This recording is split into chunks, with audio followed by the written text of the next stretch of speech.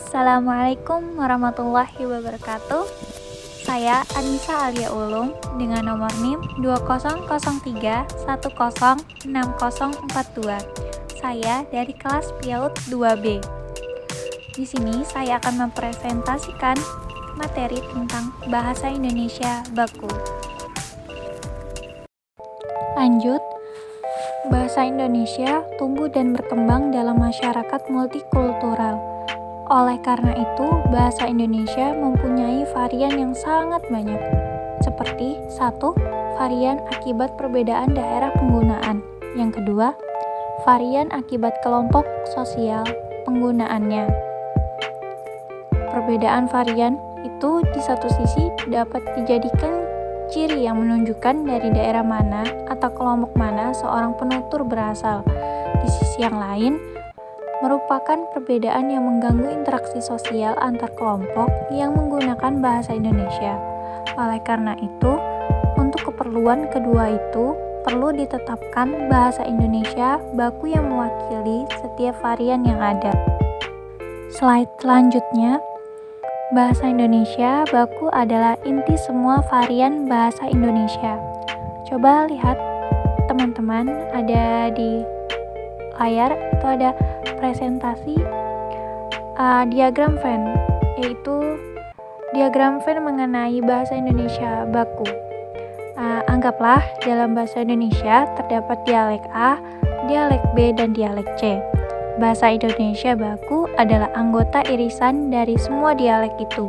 Dengan kata lain, bahasa Indonesia baku adalah inti bahasa yang dapat diterima oleh penutur semua dialek bahasa Indonesia. Dalam istilah ilmu bahasa, anggota himpunan irisan itu disebut inti bersama. Coba teman-teman lihat lagi di layar, itu ada contoh untuk menyebut orang tua laki-laki kita. Misalnya dalam bahasa A digunakan kata babe, abah, dan bapak. Dalam bahasa B digunakan abah, bapak, dan bapak.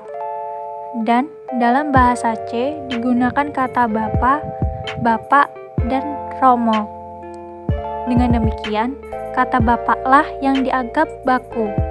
Akan tetapi, kondisi bahasa di Indonesia tidak sesederhana himpunan A anggota B, B anggota C, C anggota A. Karena jumlah variasi penggunaan bahasa Indonesia baku juga jauh lebih sulit dibandingkan mencari irisan himpunan A, B, dan C seperti dalam ilustrasi. Dengan bahasa Indonesia baku inilah kita dapat berinteraksi dengan baik bersama teman-teman dari daerah manapun mereka berasal.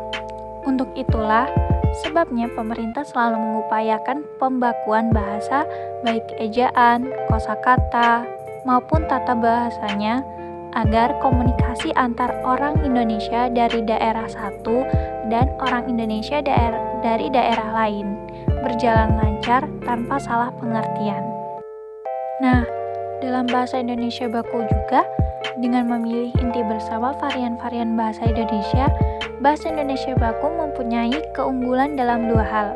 Yang pertama, keunggulan waktu penggunaan. Artinya, bahasa Indonesia baku dapat digunakan dalam kurun waktu yang relatif lama. Artinya, walaupun sudah dibuat 10 tahun yang lalu, dokumen berbahasa Indonesia baku itu masih dapat dipahami oleh pembaca saat ini dan dapat dipahami oleh pembaca pada masa yang akan datang. Yang kedua, keunggulan wilayah penggunaan. Bahasa Indonesia bahasa Indonesia baku dapat digunakan di wilayah yang sangat luas jangkauannya. Bahasa Indonesia baku dapat dituturkan dan dimengerti oleh semua orang Indonesia dimanapun mereka tinggal. Dalam bahasa Indonesia baku juga terdapat ciri bahasa Indonesia baku. Yang pertama, kemantapan dinamis. Yang kedua, cendekia. Yang pertama, artinya kaidah bahasa Indonesia relatif tetap serta tidak berubah setiap saat.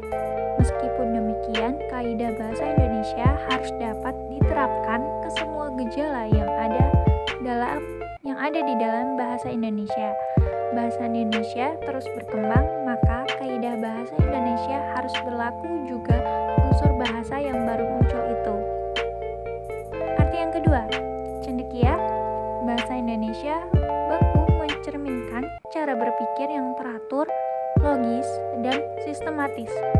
Untuk mengungkapkan gagasan, bahasa Indonesia baku dapat digunakan untuk menyampaikan isi pikiran secara teratur dan sistematis. Oleh karenanya, pemahamannya pun dapat dilakukan secara baik. Akhirnya, sampai di kesimpulan, yaitu penetapan bahasa Indonesia baku bukan berarti melarang penggunaan bahasa Indonesia yang tidak baku. Bahasa Indonesia baku memiliki ranah penggunaan yang berbeda dengan ranah penggunaan bahasa Indonesia tidak baku dan penggunaan bahasa-bahasa lain yang ada di Indonesia. Kita akan menggunakan bahasa Indonesia untuk berbicara di tingkat nasional atau berbicara dengan saudara kita dari daerah lain. Jika forumnya tidak resmi, kita boleh menggunakan bahasa Indonesia yang tidak baku. Yang penting adalah penggunaan bahasa Indonesia harus disesuaikan dengan konteksnya. Pemilihan bahasa yang tepat sesuai dengan konteks situasi menunjukkan kecakapan kita menggunakan bahasa Indonesia. Sekian dari saya, terima kasih. Bila terdapat kesalahan, mohon maaf yang sebesar-besarnya. Wassalamualaikum warahmatullahi wabarakatuh.